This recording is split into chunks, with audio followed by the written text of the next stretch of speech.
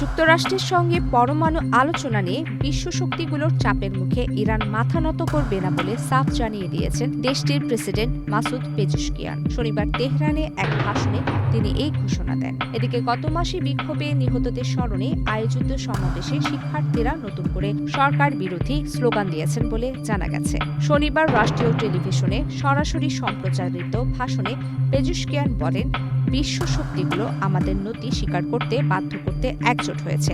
তারা আমাদের জন্য যত সমস্যাই তৈরি করুক না কেন, আমরা মাথা নত করব না।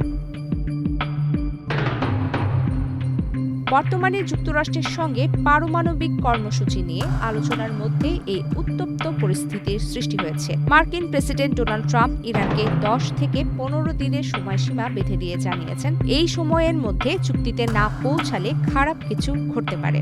এমনকি তিনি ইরানে সীমিত পরিসরে সামরিক হামলার বিষয়টিও গুরুত্বের সাথে বিবেচনা করছেন বলে নিশ্চিত করেছেন। কূটনৈতিক এই টানাপোড়েনের পাশাপাশি দুই দেশই সামরিক প্রস্তুতি জোরদার করেছে। সামরিক শক্তি প্রদর্শনের অংশ হিসেবে মার্কিন বিমানবাহী রণতরী ইউএসএস জেরাল্ড আর ফোর্ড ভূমধ্যসাগরে প্রবেশ করেছে। অন্যদিকে ইরানের স্থল বাহিনীর কমান্ডার ব্রিগেডিয়ার জেনারেল আলী জাহান শাহী জানিয়েছেন, যে কোনো পরিস্থিতি মোকাবেলায় তাদের সশস্ত্র বাহিনী সর্বোচ্চ সতর্ক অবস্থানে রয়েছে এবং যে কোনো হামলা ঠেকাতে তারা প্রস্তুত।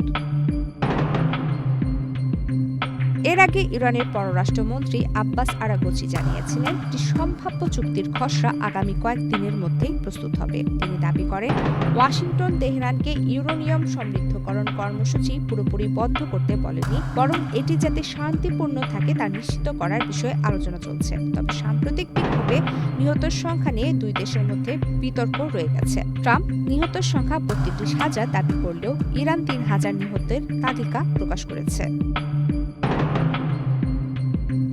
প্রমিতি কিবরিয়া ইসলাম, বাংলাদেশ প্রতিদিন।